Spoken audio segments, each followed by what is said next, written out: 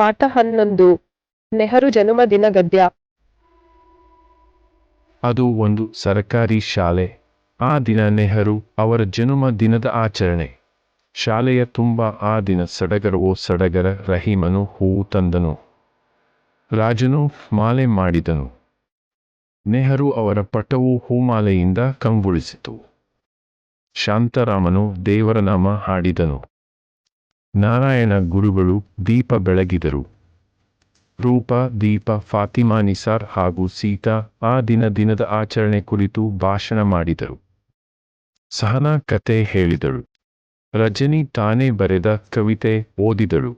ಗುರುಗಳಾದ ನಾರಾಯಣ ಅವರು, ನೆಹರು ಅವರು ಭಾರತದ ಕೀರ್ತಿ ಪುರುಷರು, ಬಡವರ ಬಂಧು, ದೇಶದ ಬೆಳವಣಿಗೆಯ ನೇತಾರರು, ಪುಟಾಣಿಗಳ ಮಮತೆಯ ಚಾಚಾ.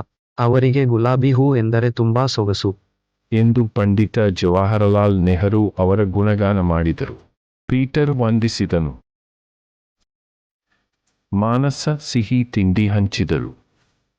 ಹೀಗೆ ನೆಹರು ಜನ್ಮ ದಿನದ ಆಚರಣೆ ಬಲು ಸೊಗಸಾಗಿ ನಡೆಯಿತು. ಭಾಗವಹಿಸಿದವರು ಸಂತಸದಿಂದ ಅವರವರ ಮನೆಗೆ ಮರಳಿದರು. ಹೆಚ್ಚಿನ ಆಸಕ್ತಿದಾಯಕ ವಿಷಯಗಳಿಗಾಗಿ ಸಬ್ಸ್ಕ್ರೈಬ್ ಆಗಿ ನಮ್ಮ ಲೈಬ್ರರಿ.